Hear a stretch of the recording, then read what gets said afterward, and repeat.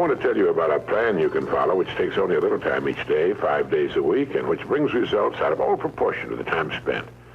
For a moment, consider the things your mind has brought you. Everything you have, your work, your relationship with your family and others, your philosophy of life, all come to you as a result of using your mind.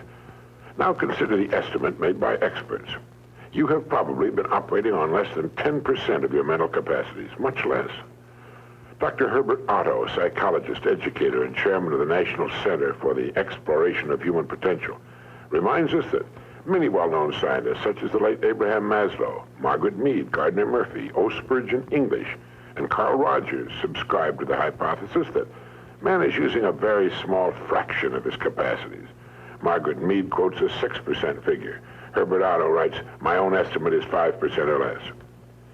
Neurological research at the UCLA Brain Research Institute points to enormous abilities latent in everyone by suggesting an incredible hypothesis. The ultimate creative capacity of the human brain may be, for all practical purposes, they pointed out, infinite. To use the computer analogy, man is a vast storehouse of data, but we have not learned how to program ourselves to utilize these data for problem-solving purposes. Yefremov, the eminent Soviet scholar and writer, says man under average conditions of work and life uses only a small part of his thinking equipment. If he were able to force our brain to work at only half its capacity, we could, without any difficulty whatever, learn 40 languages, memorize the large Soviet encyclopedia from cover to cover, and complete the required courses of dozens of colleges. Now, this statement is hardly an exaggeration. It is the generally accepted theoretical view of man's mental potentialities. Now, how can we tap this gigantic potential? Well, it's a big and very complex problem with many ramifications. But as Herbert Otto points out, it is clear that persons who live close to their capacity, who continue to activate their potential, have a pronounced sense of well-being and considerable energy. They see themselves as leading purposeful and creative lives. If everything you have is the result of using just 10% of your mind, consider for a moment what it will mean to you and your family if you can increase this percentage. Now, none of us, as a rule, has the slightest notion of the real capabilities of his mind. But believe me when I say that your mind can be compared to an undiscovered gold mine. And it makes no difference whether you're 17 or 70. Look at it this way. Your goal is in the future. Your problem is to bridge the gap which exists between where you are now and the goal you intend to reach. This is the problem to solve. Robert Seashore, when chairman of the Department of Psychology at Northwestern University, pointed out that successful people are not people without problems. They're simply people who've learned to solve their problems. And there you have it. Living successfully, getting the things we want from life is a matter of solving the problems which stand between where we now are and the point we wish to reach. No one is without problems. They're a part of living. But let me show you how much time we waste in worrying about the wrong problems. Here's a reliable estimate of the things people worry about. Things that never happen, 40%. Things over and past that can't be changed by all the worry in the world, 30%.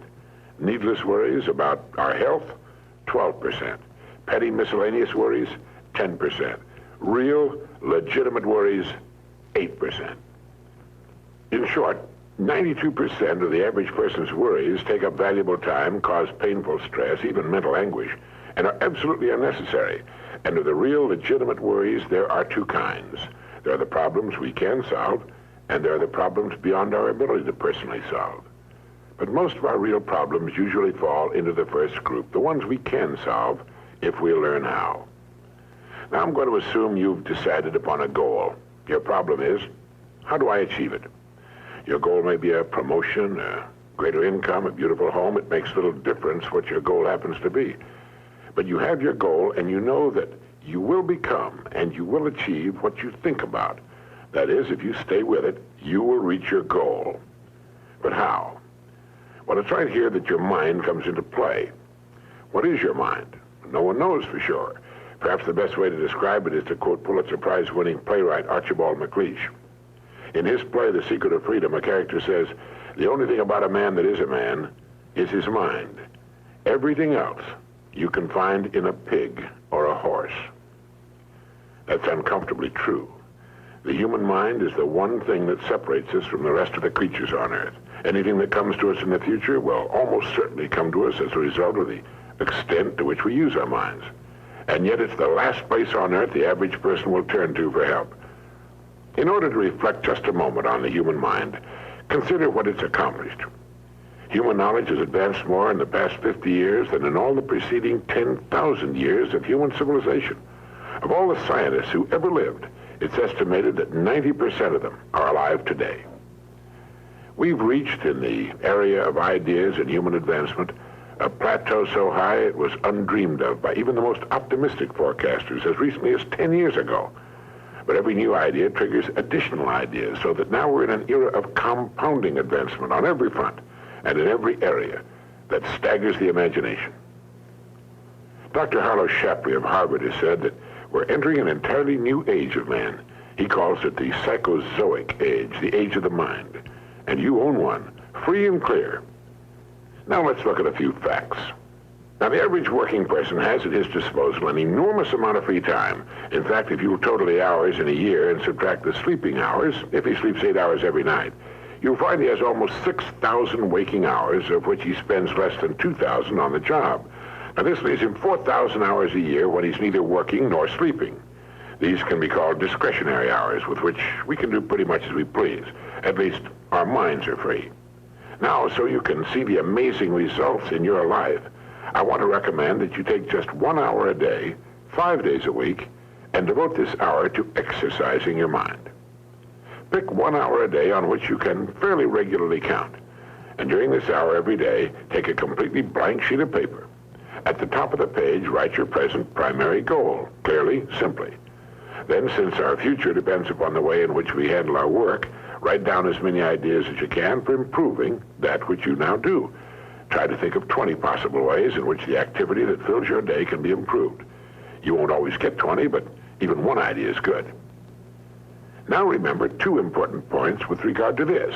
1, this is not particularly easy, and 2, most of your ideas won't be any good. Now, when I say it's not easy, I mean it's like starting any new habit. At first, you'll find your mind a little reluctant to be hauled up and out of the old familiar rut. But as you think about your work and ways in which it might be improved, write down every idea that pops into your mind, no matter how absurd it might seem. Let me tell you what will happen. Some of your ideas will be good and worth testing. The most important thing this extra hour accomplishes, however, is that it deeply embeds your goal into your subconscious mind, starts the whole vital machinery working. And 20 ideas a day, if you can come up with that many, total 100 a week, even if you don't think on weekends. An hour a day, 5 days a week, totals 260 hours a year, and still leaves you 3,740 hours of free leisure time. Now, this means you'll be thinking about your goal and ways of improving your performance, increasing your service, 6.5 full extra working weeks a year. 6.5 40-hour weeks devoted to thinking and planning. Can you see how easy it is to rise above the so-called competition? And will still leave you with 15 hours a day to spend as you please. Starting each day thinking, you'll find that your mind will continue to work all day long. You'll find that at odd moments, when you least expect it, really great ideas will begin to pop into your mind. And when they do, write them down as soon as you can. Just one great idea can completely revolutionize your work and, as a result, your life. If you want to develop the muscles of your body, you take daily exercise of some sort. Well, the mind is developed in the same way, except that the returns are out of all conceivable proportion to the time and energy spent.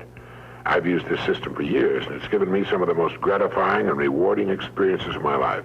And it costs only 5 hours a week. 5 hours out of 168. Is it worth it? It's like spending 5 hours a week digging in a solid vein of pure gold, because your mind is all of that and much more. Each time you write your goal at the top of the sheet of paper, don't worry or become concerned about it. Think of it as only waiting to be reached, a problem only waiting to be solved. Face it with faith and bend all the great powers of your mind toward solving it. And believe me, solve it, you will. Now let's briefly recap. This week, start spending 1 hour each day getting as many ideas as you can. Try for 20 a day on ways to improve what you're now doing. Remember, the achievement of your goal very likely depends upon it, as does your whole future. 2, If everything you now have is the result of using, say, 5 to 10% of your mental abilities, you can imagine what life will be like if you can increase this figure to 20% or more. 3, successful people are not people without problems. They're simply people who've learned to solve their problems. 4, don't waste time and energy worrying about needless things. 40% of them will never happen, 30% have already happened and can't be changed, 12% are needless worries about our health, 10% are petty miscellaneous worries, and only 8% are real. Try to separate the real from the unnecessary and solve those which are within your ability to solve. Last of all, the only thing in the world that can take you to your goals in life is your mind, its effective use, and following through on the good ideas it supplies you. Each of us has a tendency to underestimate his or her own abilities. We should realize that we have, deep within ourselves, a reservoir of great ability, even genius, that can be tapped if we'll just dig deep enough. It's the miracle of your mind.